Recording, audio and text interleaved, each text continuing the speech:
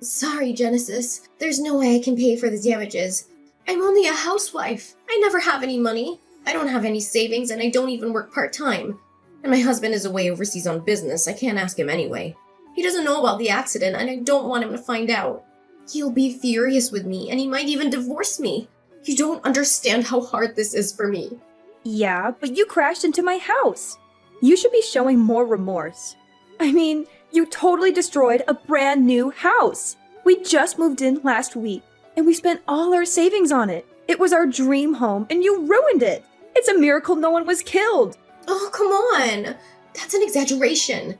It's not like you can't live in it anymore. It's just a little damage. Nothing that can't be fixed. You're making a big deal out of nothing. What are you talking about? There is an enormous hole in the living room wall. Who the hell is going to live in a house like that? It's not safe and comfortable. The whole structure could collapse at any moment. And what about the weather? It's winter and it's freezing outside. How are we supposed to keep warm with a gaping hole in our house? And what about the security? Anyone could just walk in and rob us or harm us. We're not safe in our own home anymore. Can't you just live upstairs? When I was in high school, my friend's house caught on fire. They couldn't afford to fix it, so they just boarded up the hallway and lived in the non-burnt part. Problem solved. They just adapted to their situation and made the best of it. You should do the same thing. Just live upstairs and forget about the downstairs. It's not that hard. What? I'm not going to just live upstairs. It's not a solution. It's a nightmare. We paid for this house. We deserve to live in this house. We're not going to give up on our dream home because of your mistake. Okay. I've got a solution. I'll take the house off your hands. I'm good at the old DIY. I'll do all the repairs myself. I bet you I'll do a better job of it than the building company you used. They never give it a loving touch. You'll see. It'll be better than before in no time. So where are we supposed to live? There are plenty of rooms to rent down by the docks. They used to house the families of the dock workers before the shipping companies all unionized and collapsed when they couldn't afford the demands of the workers. There are some great deals down there. You'll find somewhere. And it's your place we're talking about. You'll figure it out. You're the one who caused all this when you drove your damn car through my living room. You saying that doesn't change the fact that I can't pay for the repairs and you don't want to put a little effort in and live upstairs. My company went bankrupt last year and I've been a penniless housewife ever since. I couldn't pay for anything even if I wanted to. And it's your fault for not having insurance. What were you thinking? Someone could lose control of their vehicle and slam straight into your house. Without insurance, you'd be screwed. That's exactly what happened. Ugh, exactly right. What were you thinking not having insurance? I think you've learned a valuable lesson here. No, if you'd had third-party insurance, we wouldn't be in this mess. Don't you go try to blame me for this. Next you'll be saying it's my fault for building a house right where you lost control. Good point that. You have to pay for the damages. It's only fair. 200,000? You think I have that kind of money lying around? You must be joking. That nice policeman told you as much, right? You can't force someone out of bankruptcy. As I told you, I'm a housewife. There's no way I can pay $200,000. I feel sorry for you, but you're just gonna have to give up. You've had bad luck. It sometimes happens. Can't you get your husband to lend you the money? Or your parents? You can't just leave us with a gaping hole in the front of our house. The cold and the safety issues go without saying, but it also looks horrendous. Surely you can find a way to make this right. Well, my husband does have money, but he's the stingiest person in the world. He steals toilet paper from the bus station. He's a total tightwad. And things are tight back at my parents' house. My father was forced to take early retirement at 55 and just drank away most of the payout he got. I can't ask them for help. They'll disown me. Can you not make this about you? You wrecked my house and need to make it right. Don't go giving me a sob story about your family. It really doesn't concern me. I just need to fix my house. I told you I don't have any money and yet you're still harassing me and telling me to find a way. That sounds like a threat to me. How is that a threat? Find a way to suddenly give you $200,000? You sound like the mafia. Am I gonna wake up with a horse head in my bed? A concrete ball gown, perhaps? A concrete ball gown? Look, Genesis, I didn't crash my car into your house because I wanted to, you know? It wasn't part of a master plan. Step 1, take out front wall. Step 2, not pay for it. Your kids suddenly ran out into the road and I swerved to miss them. That's why I crashed into your house. Count yourself lucky. Would you rather have a smashed front room or a smashed dead kid? Why haven't you said anything about this until now? Were you just waiting to see how far your other excuses would stretch? If I did that, then your boy would be made out to be the villain.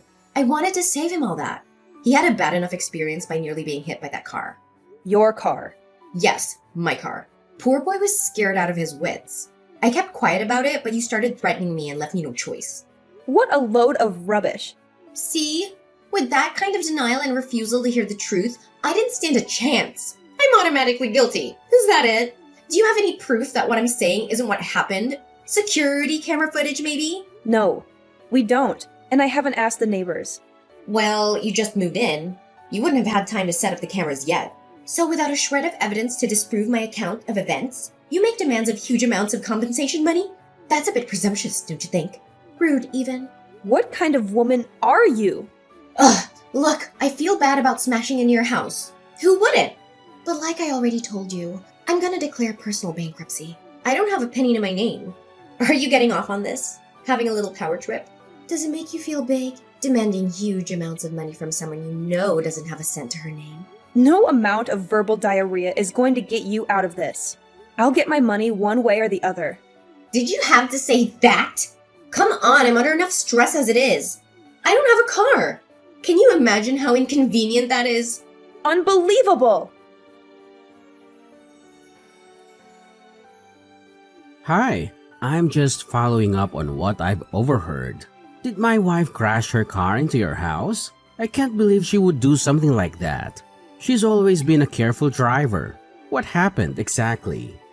Yes, she did. And she also said she declared personal bankruptcy recently, and there was no way she could pay for the repairs.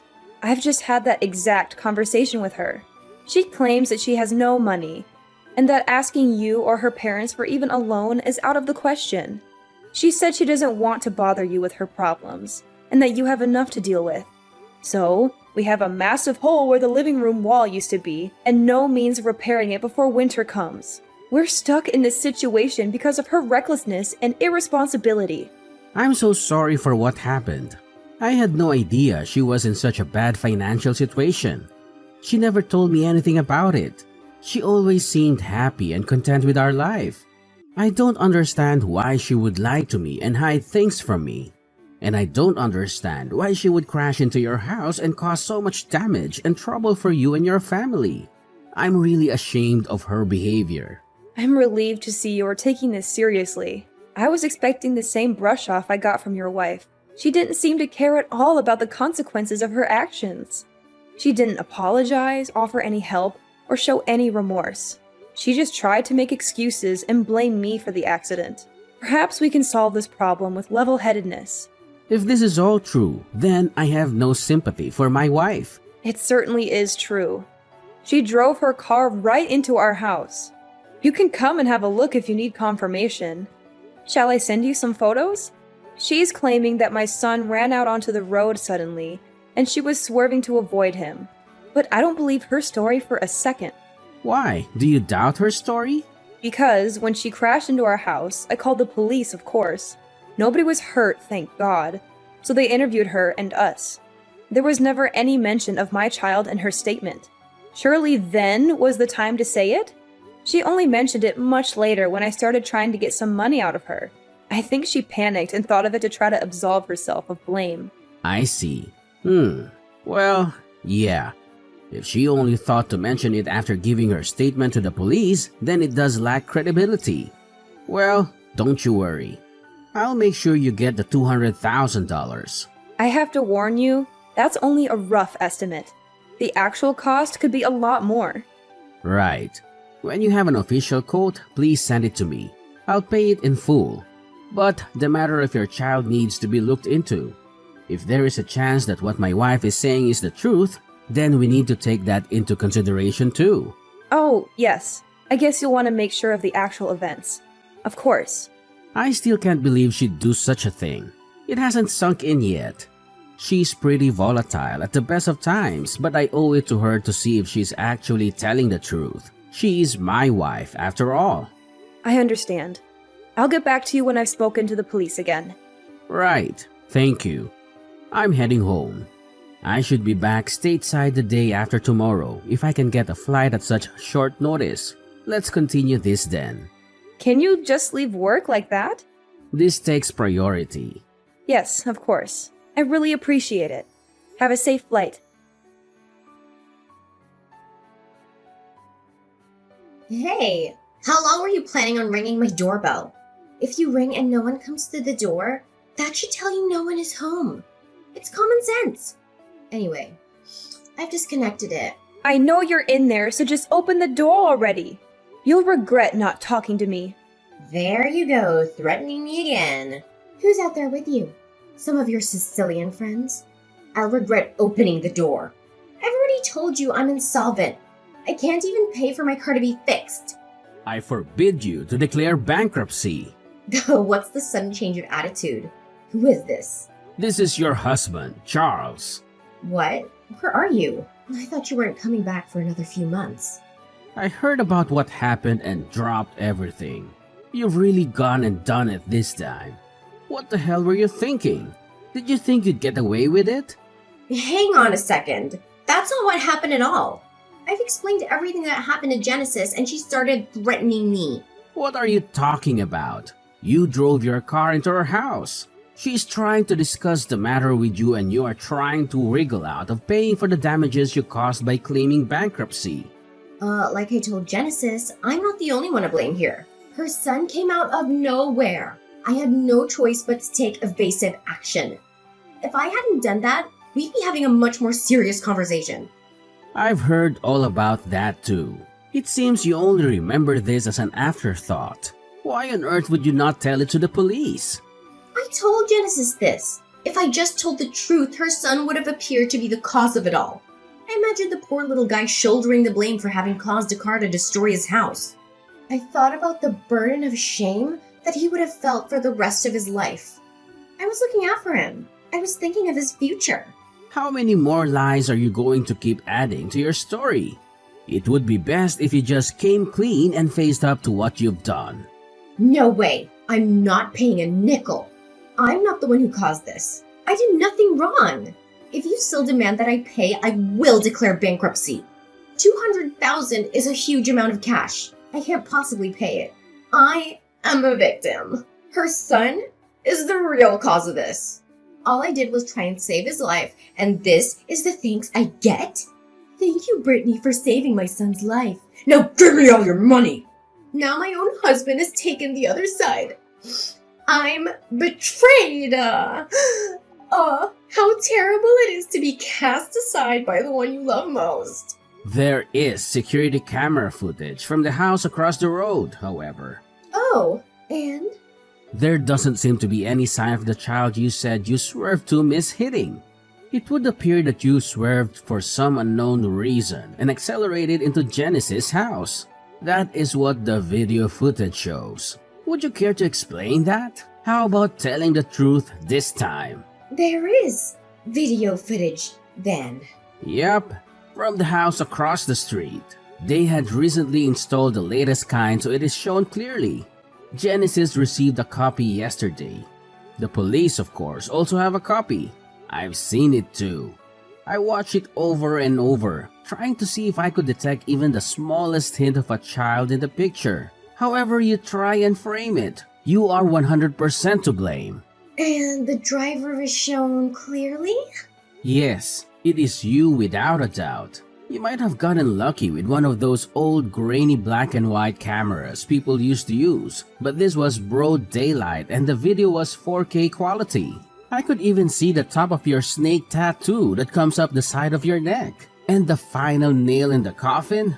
You are taking a swig from a can of beer. There is no way out of this. It's a DUI at the least. Probably willful damage too. Not a lawyer in the country would touch it. Not even Johnny Cochran would take the case. By trying to hide it and blame it on a child, you've made it exponentially worse. Did you think you'd get lucky and be able to blame Genesis' son and get away with not paying anything? Wait, maybe I'm remembering it wrong. Maybe I just thought I saw a kid come flying out in front of me. But it's nowhere near a DUI. I was thirsty. All there was in the fridge was a beer, so I took it. A single beer. I spoke to the police right after it happened, and they didn't breath test me. What does that tell you? So what are you trying to say? You know there are laws in this state forbidding open alcoholic drinks in vehicles. You were drunk and drove into someone's house. Somehow, getting lucky that no one was in the living room, you are caught on camera drinking a beer and you would still try to get out of paying reparations? I'm astounded. I mean, I knew you were a little crazy, but I always found that unpredictable part of you fun. But you seem to be able to add lie upon lie without the slightest feeling of guilt. I'm sorry. I was lonely with you being away. Lonely? So who was the man in the passenger seat? Yes, Brittany. I saw him in the video. Oh, that's in there too, huh? I guess I should complain then. You think? This should have all been told to the police when they first arrive on the scene. You've tried to cover it up with all your lies. I was overseas, away from my family, trying to satisfy my boss in order to get a promotion, and all the while you were off drinking and driving into people's houses and having an affair? Wait, I repent. I've seen the error of my ways. I'll never do it again. I throw myself on your mercy. Forgive me. I was lonely on my own. You'd have done the same thing. I'm not a monster. I won't divorce you right away. For a start, you are now indebted to me to the tune of $200,000 to be paid as soon as your first paycheck arrives. First paycheck? You know I don't have a job. The first day of the rest of your life starts today. Get to work. First, you'll need a job, but I have taken care of it. And until it is all paid back in full, I'll be watching your every move. And I've enlisted the help of your father too. My father? Why did you go and do that for? He'll disown me. This is the end. He's been very helpful. He's going to introduce you to a friend of his who owns a factory. You can start there on Monday. See, I've taken care of it. I have done my best to clean up this mess you've gotten yourself into. A factory? What do I know about working in a factory? I've been a housewife for the last 10 years and suddenly you want me to work in a factory? What, is it a clothing factory? I don't know how to make clothes. No, nothing as glamorous as that. It's a sardine cannery. Oh, God. And you are not to quit until the loan is paid in full. That's a lot of sardine cans. But who knows? You might make line or even shift manager. You'd get a small promotion. Cheer up, it's not like it's a terrible place to work with a bad safety record and lots of mysterious injuries. And you'll be paid for your work. It could have been so much worse, making car license plates in prison. And, best of all, there is a workers' dormitory you can live in. You'll be able to cut back on living costs. Hang on. I can't do physical labor. I haven't even walked further than the mall for more than 10 years. Please, Charles. I'll get a part-time job and pay you back little by little. This is Genesis again. It would appear that Charles has nothing further he wishes to say to you. No, what? Just listen to me. Why won't anyone hear me out? Okay, let's do it inside the house, shall we? I have an agreement for you to sign. If you refuse, I'll have no other choice than to call the police. Okay, I got it. I'll open the door. Hey, Genesis. Could you have a go at trying to make Charles see sense? You what? There is absolutely no way I can work in a factory or live in a dormitory until I've paid back $200,000. It sounds like a prison sentence.